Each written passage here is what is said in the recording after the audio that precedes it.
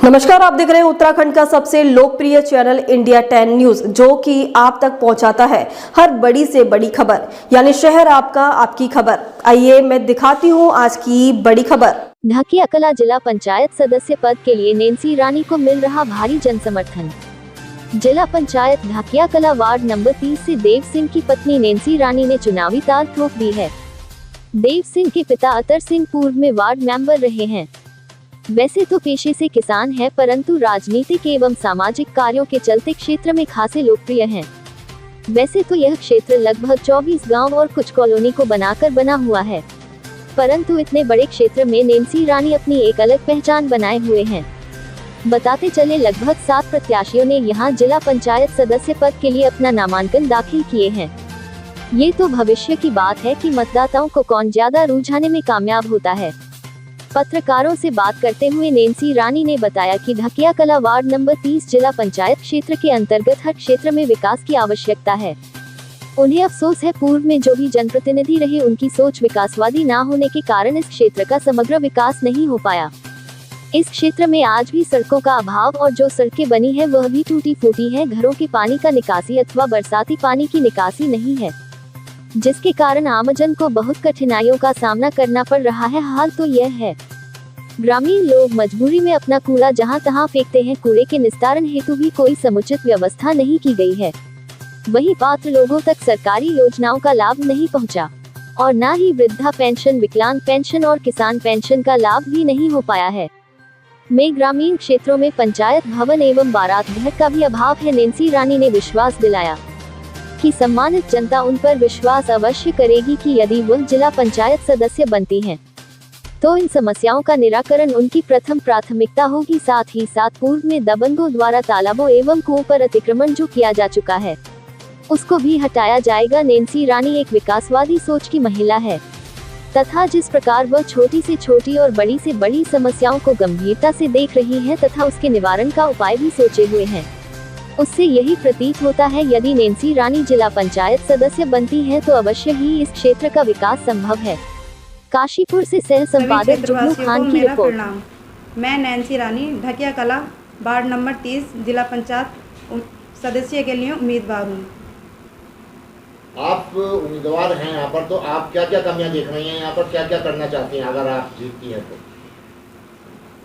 जैसे नालियों में सुधार किया जाएगा और सड़कों में सुधार किया जाएगा, विधवा पेंशन बनाई जाएगी और किसान पेंशन बनाई जाएगी और चिकित्सालय जो हमारे यहाँ पे सबसे बड़ी समस्या है।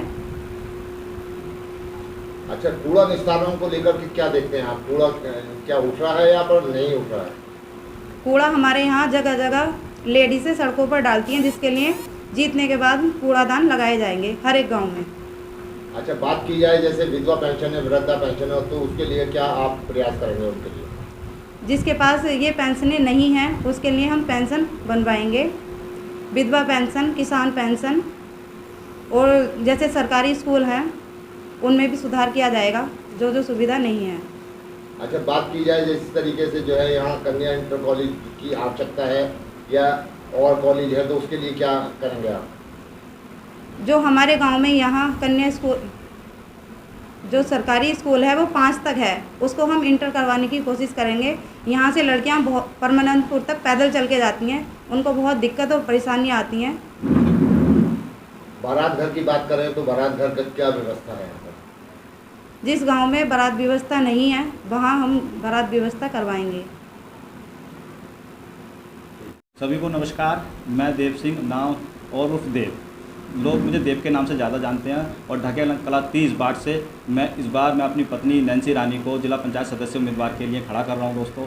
और सभी से अनुरोध है कि मेरा सभी से ज़्यादा वोट देकर नैन्सी रानी को विजयी बनाए और मैं अपनी पत्नी के साथ सदा खड़ा रहूँगा। और दोस्तों, जो भी कार्य हैं, सबसे पहले मैं आपको बता देता हूं, मैंने सबसे पहले अपने क्षेत्र का पूरा जितना मेरा जिला पंचायत क्षेत्र था उसका मैंने भ्रमण किया और मैंने देखा कि जो पुराने जो पिछले साल के 5 साल पहले के विजेता और उससे पुराने विजेता ने क्षेत्र पंचायत के लोगों ने कितना कार्य किया। मैं सबसे पहले यहाँ से लोहिया पुल से निकलता हुआ, चापड़ होता हुआ, अपने अजीतपुर होता हुआ, लक्ष्मीपुर होता हुआ, जुड़का के साइड गांधीनगर हो गया, और ये और भीमनगर हो गया, शिवनगर हो गया, ढकिया होगा, हरिनगर हो गया और पत्थरपुर हो गया। मैंने सभी छोटे छोटे गाँव का पहले भ्रमण किया, फिर मैंने उसकी खामियों को जान लिया और एक डायरी में मैंने नोट किया। साथ साथ जो मेरे साथ मेरे सहयोगी थे उन्होंने मैंने नोट कराया। और दोस्तों सबसे पहले मैंने उसमें सबसे पहले खामियां जो देखी वो थी सबसे पहले आपकी चिकित्सा का कोई भी ऐसी व्यवस्था नहीं है। दोस्तों हम काशीपुर से समथिंग 12 किलोमीटर दूर है और उसमें हम 2 रेलवे फाटक पड़ते हैं। किसी माता बहना को कोई ऐसा समय ना आ जाए कि ज़्यादा इमरजेंसी पड़ जाती है, हम एम्बुलेंस बुलाते तो इतने में देर में तो उनका काम हो जाता, और ऐसा भगवान ना करे किसी के साथ हो। ठीक है दोस्तों, उसके बाद मैंने देखा शिक्षा के स्कूलों की बहुत ज़्यादा हालत ख़राब है। जगह जगह स्कूलों में शौचालय की व्यवस्था बहुत ख़राब है, लाइट नहीं है, पंखे नहीं है, गर्मी में बैठे हैं सरकारी स्कूलों में जो 5 तक के बच्चे हैं। मैं सबसे पहले सरकारी स्कूलों में भी पंखे लगवाऊंगा, लैट्रिन बाथरूम का इंतजाम कराऊंगा दोस्तों, और हर स्कूल के जितने भी सरकारी स्कूल होंगे उसमें मैं कैमरे की व्यवस्था करूँगा गेट पर, कि कोई भी अन्य व्यक्ति उस स्कूल में प्रवेश ना करे, जो शिक्षक जो टीचर होंगे जो बच्चों को परेशान ना करें। उसके बाद दोस्तों मेरा जो सबसे फिर काम होगा, ये हमारे यहाँ परमानंदपुर है, यहाँ पे 8वीं तक का हाई स्कूल है, महिला बच्चों के लेडीज छोटे छोटे बच्चों के लिए, लेडीज लड़कियों के लिए। मैं इस स्कूल को सरकार द्वारा अनुरोध करके कोशिश करूँगा कि ये इंटर तक हो जाए।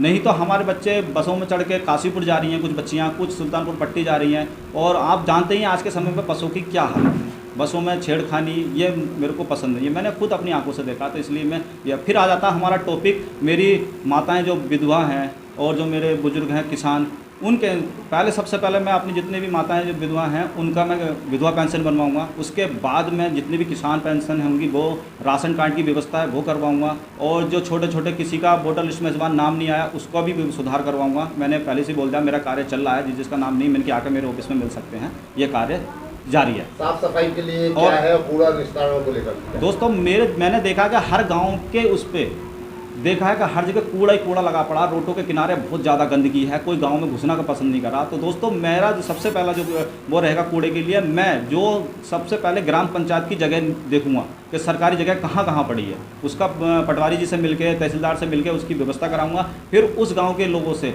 उसकी बाउंड्री करा के उसके अंदर मैं कूड़े का व्यवस्था कराऊँगा। ये जी और बताइए। जैसे आपके 24 गांव हैं, यहाँ पूर्व में बहुत सारे तालाब और कुएं हुआ करते थे, जिस पाठ्यक्रम दबंगों द्वारा कराया गया।